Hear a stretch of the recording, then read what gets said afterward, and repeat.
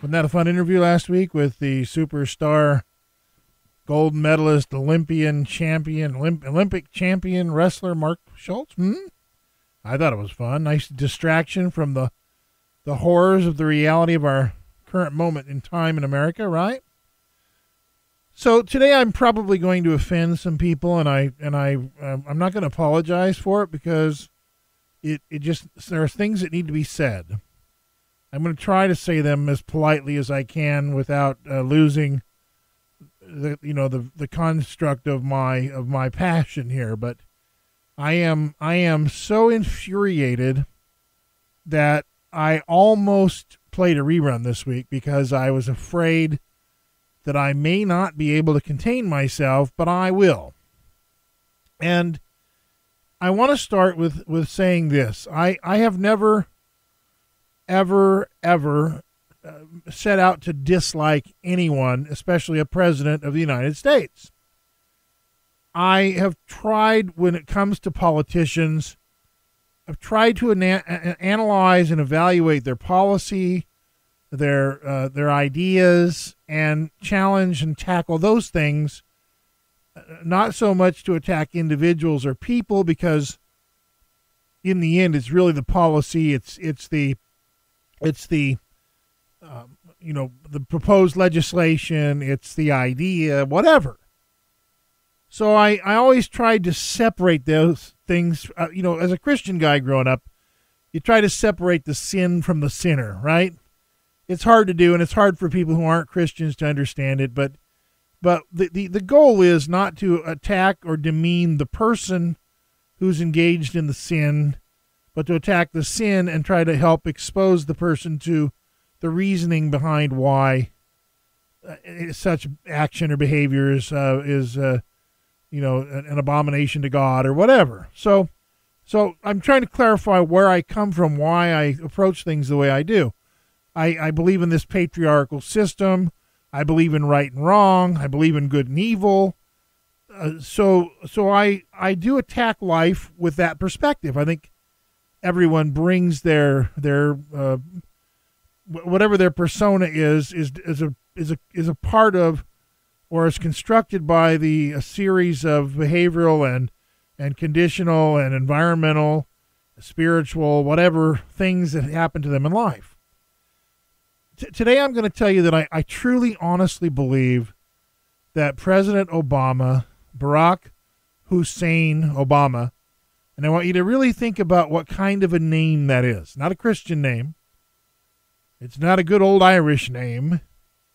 It's not an English name. It's not a Spanish surname. It isn't a Muslim name. Barack Hussein Obama. So I don't know what the president's religion is. I don't know if he knows what it is. I'm not sure. But I do know that I judge a man by his fruit.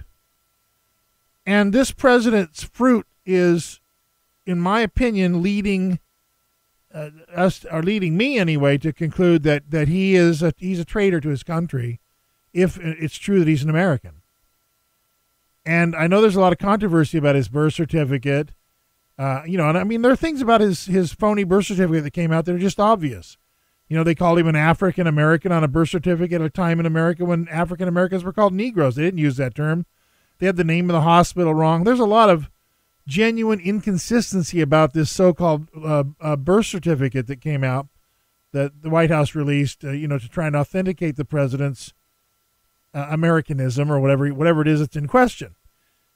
While that's an important issue, and it's a major league constitutional question about, who is sitting in the White House, where did he come from, and why is it we don't seem to have any legitimate background or history on this guy? Why is it that everything in his history is a fog? Why are there so many conspiracy theories about who he is and why he is who he is and all that? Well, I always believe where there's smoke, there's fire. All conspiracy theories are based on some element of truth. I mean, it's just, otherwise they would have no legs. They would go nowhere. Now, I'm one of those guys who left conspiracy theory talk radio kind of in the background because while I was very good at it, believe me, I was a lot better at it than Alex Jones is back in my day. But what I've learned about it is that there's only one conspiracy, and that is the conspiracy to deceive humanity into surrendering their promised salvation, their eternal life promise through the salvation message delivered through the good news, the gospel of Jesus Christ. That's what I believe. I know there are people who disagree with me. I understand that there are people who think I probably am crazy for thinking that. But for the foundation of this conversation, that's who I am, what I'm about. I truly believe the President of the United States is a traitor to his country. This doesn't come easy, to attack the individual. But the president has literally proven to me over and over and over and over again that he doesn't represent me. And he certainly doesn't represent the values of this great country. He represents the values of Al-Qaeda, Boko Haram, Hezbollah, the Iranian Revolution, Islami and Dolan, Bangladesh, the Islam Hadari, the Islamic State of Iraq and the Levant, the Jamaat-e-Islami Pakistan, the Muslim Brotherhood, the Salafi movement, Taliban, ISIS, Islamic Democrat political parties. Those are the people that I see this president defending all the time in the media. He's attacking the Christian community, and literally now on 3 or 4 occasions in front of live national media, he's tried to compare Christians, modern-day Christians, to these 7th century troglodytes we know as Islam or Muslims or whatever. And people say, well, you can't cast, this thing too broadly. You don't want to swipe this with a big broad brush because not all Muslims are terrorists. Well, I don't think anybody's saying that all Muslims are terrorists. I've never heard anybody, well, maybe a few crackpots. But what I'm saying to you is that the catalyst for most of the terrorism of our time is Islamic. From 780 forward, okay? People don't understand. They don't remember. They don't seem to care about the true history of Islam. Just in the age of the New World of America, it was the Constantinople blockades of the Ottomans and the Turks and the Muslims who kept the British and the Spanish and other traders from getting to the east. They wouldn't let them through to India or China or any place to do trading, which was a significant problem for them economically. They were trying to find a way around radical Islam, 700 AD, folks, and before. So a guy named Christopher Columbus, we all celebrate with Columbus Day in this country, credited with discovering the New World, the West, the United States, essentially. I think he landed in the Caribbean. But the point is, he gets credit for discovering America, whatever. And I don't want to argue the history, but that's basically the traditional thought in America. Point being that he was only doing that to get around the Islamic radicals. Thomas Jefferson invented the United States Marine Corps, the leathernecks, who wore a big leather collar around their necks to keep the Muslims from cutting their heads off. The leathernecks were developed as the U.S. Marines, United States Marine Corps, to chase the radical Muslims out of the Caribbean, off of the Atlantic coastal coastal waters, and back to Tripoli. Thus, the Marine song, from the halls of Montezuma to the shores of Tripoli. Hello. It doesn't take a rocket scientist to figure out that when the guy gets up on television, and I tell you, they've got a lot of Republicans and a lot of Christian supposed leaders and a lot of folks are standing up there who are lying to you, telling you that Islam is a religion of peace. I really like what I said a couple of weeks ago here, that the truth is radical Islamists want to kill you. Peaceful Islamists just want the radical Islamists to kill you. But they all want you dead. It doesn't really matter.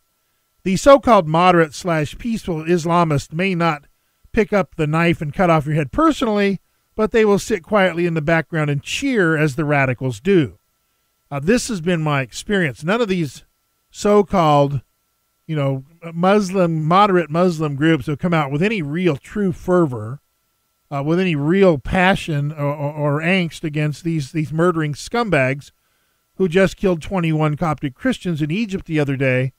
And this man in the White House, and I apologize for taking it personal, but I just at this point I have to do it. this evil bastard in the White House who refuses to acknowledge the horror, the terror, the evil that is Islam today in this country. You know, I've got a really interesting little history here that I can share. It'll take some time. I don't think I'm going to go through the whole thing today. I might get to it, but where we literally show the escalation from the 1980s to current time of radical Islamist attacks. I mean, they went from having like 3 attacks over a period of several years to, you know, several hundred attacks over a period of several, you know, 20 years later in a single couple of years. I mean, it's just, you can just see if you look, you can go to Wikipedia, you don't need me to tell you all about it, and just look up Islamic terror attacks, and you'll see how it's been escalating. There's a pattern here is what I'm saying, a pattern that it's getting more and more radical and more dangerous and more deadly all the time. And you've got a president who's standing up there literally, and we're going to get into this today. I'm telling you, this guy's making me crazy, who's literally trying to convince the American people and the people of the world, because I think he thinks he's president of the world, trying to convince everybody that there's really no such thing as radical Islam, that Islam is a religion of peace, and some radical nut jobs have taken and hijacked the religion, and they're doing all these things in the name of Islam, but it really isn't Islam. It's all a big lie. Well, I'm sorry, Mr. President, but the big lie is you. You're the big lie. Okay? You are the big lie. Look, the president, in my view, I'm going to continue this theme today. I'm going to talk a lot about the president, about this Islamic thing, about the lunacy of the man who's leading this country. And I know everybody else is talking about this stuff, but I don't think people have the same exact perspective I have. I think I have kind of a unique view of this. I really, truly think, not only do I think the president's a traitor to his country, and I think that's well evidenced by his telegraphing our military plans to the enemy. That's aiding and abetting. That's treason. That is a punishable offense.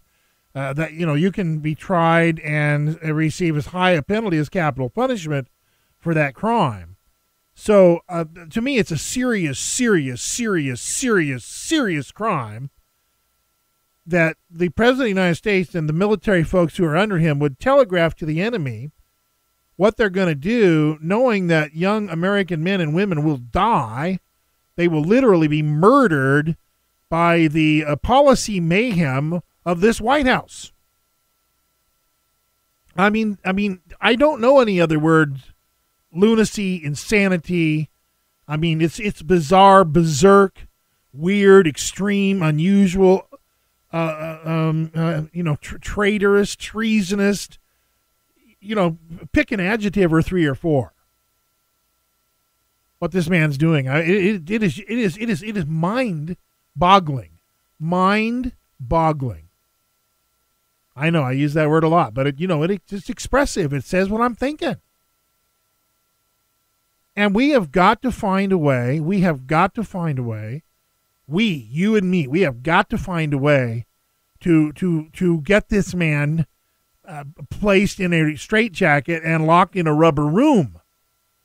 This is where he belongs. There's something seriously wrong. I mean, he had his little Muslim summit. He had a bunch of his little Islamic buddies up there at the White House. And he's celebrating all kinds of Islamic holidays. And I warned people before, and I'll restate. The name is Barack Hussein Obama. Not Jimmy O'Sullivan. Not Jerry Smith. Okay, not Jose Rodriguez or something. It is Barack Hussein Obama. Now, I don't know how the man became president with a name like that at a time when we were still reeling from the pain of 9/11. I don't really know how he slipped through the cracks as a guy who has absolutely no history. But what it does tell me, what it does say to me, and I think deeply says to a lot of people in this country, is there's something very seriously wrong with the kind of division we have in America today. It's not just that we're divided. Americans have always been divided and had discourse. That's why we have, settled into the the 3 branches of government and the 2 primary parties. Those things, we've settled into that. A lot of people think, well, they've intentionally done that because it was an evolutionary process. We've settled into this either or thing. It's the dialectic at work. Antithesis, thesis, antithesis, thesis, antithesis. Read about it, the dialectic. And so, it's human nature to do that. It's us against them. It's my team against your team. It's my warriors against your warriors. It's my white players on the chessboard to your red ones, or white and black on the chess table, whatever. And so this human nature to split up into two teams and oppose each other, that I don't have any problem with that. But in this country today, people are actually making decisions that put everyone at risk.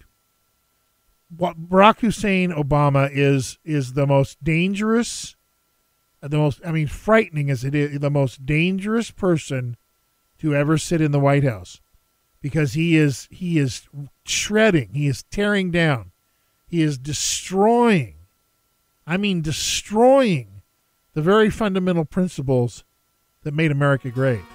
He's dividing